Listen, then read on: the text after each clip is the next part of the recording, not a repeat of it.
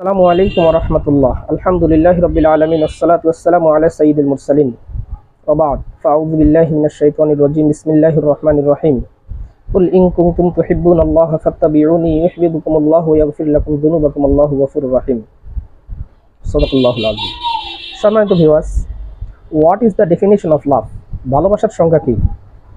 ভালোবাসার সংজ্ঞা বলতে আমি যেটা বুঝি, নিঃস্বার্থভাবে ভালোবাসার ব্যক্তিটির জন্য সবকিছু স্যাক্রিফাইস করা যায়, উৎসর্গ করা যায়।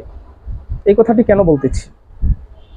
আমার কিছু ভাই আছেন লেবাসধারী, পাগড়িধারী ভাইদের বক্তব্য শুনে থাকি যে তারা যদি রাসূল সাল্লাল্লাহু আলাইহি ওয়াসাল্লামকে পাইতো তাহলে এভাবে চুমু খাইতো, এভাবে সবকিছু উৎসর্গ করত, এমন বক্তব্য শুনে থাকি। তাদের সামনেই, তাদের জীবদ্দশাতেই আল্লাহ রসুলকে নিয়ে কটূক্তি করা হয়, ইসলাম নিয়ে কটূক্তি করা হয়, কোরআন নিয়ে কটূক্তি করা হয়, হিজাব নিয়ে কটূক্তি করা হয়, রাসূল সাল্লাল্লাহু আলাইহি ওয়াসাল্লামের আনিত বিধান নিয়ে কটূক্তি করা হয়, অথচ তারা কোনো বক্তব্য দিতে রাজি না, প্রতিবাদ করতে রাজি না। এরকম বারবার আমরা দেখেছি। এর নাম ভালোবাসা নয়। এই কথাটি বলার কারণ হচ্ছে এটাই, এই মাসটি হচ্ছে রবিউল আউয়াল মাস।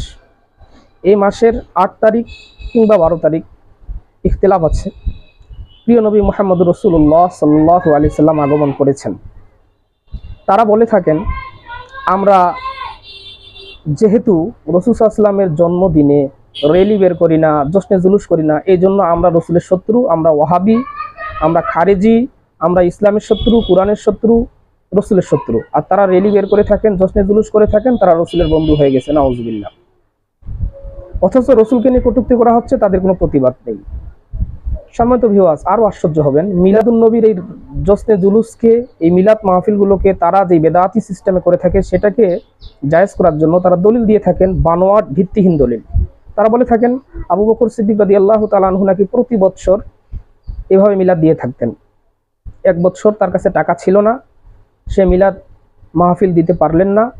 তখন প্রিয় নবী সাল্লাল্লাহু আলাইহি ওয়াসাল্লাম নাকি তাকে স্বপ্নযোগে বললেন, আবু বকর, খেজুর দিয়ে হলেও এই অনুষ্ঠান করো। নাউজুবিল্লাহ। এই ঘটনাটি হাদিসের কিতাবে তো নাই, জাল হাদিসের কিতাবেও পাইনি। আমার মনে হয় এটা বানোয়াট কোনো কেসা, কেউ হয়তো গল্প আকারে বলেছে, বাস তারা সেটাকে দলিল হিসেবে নিয়ে নিয়েছে। আল্লাহ আমাদেরকে হেফাজত করুন। মিলাদুন নবী সাল্লাল্লাহু আলাইহি ওয়াসাল্লাম, যেদিন প্রিয় নবী সাল্লাল্লাহু আলাইহি ওয়াসাল্লাম পৃথিবীতে আগমন করেছিলেন, রাসূল সাল্লাল্লাহু আলাইহি ওয়াসাল্লামের জন্ম দিবসকে কেন্দ্র করে কিছু ঘটনা বলা, এটা অবশ্যই বলা যেতে পারে। আল্লাহ রসুল যখন এসেছেন কি কি ঘটেছিল, রসুলের জন্মকে আমরা স্বীকার করি। রসুলের জন্মকে যদি স্বীকার না করি তাহলে রসুলের সিরাতকে কিভাবে স্বীকার করব? একটা মানুষের যদি জন্মই না হয় তাহলে তাকে মানবো কিভাবে?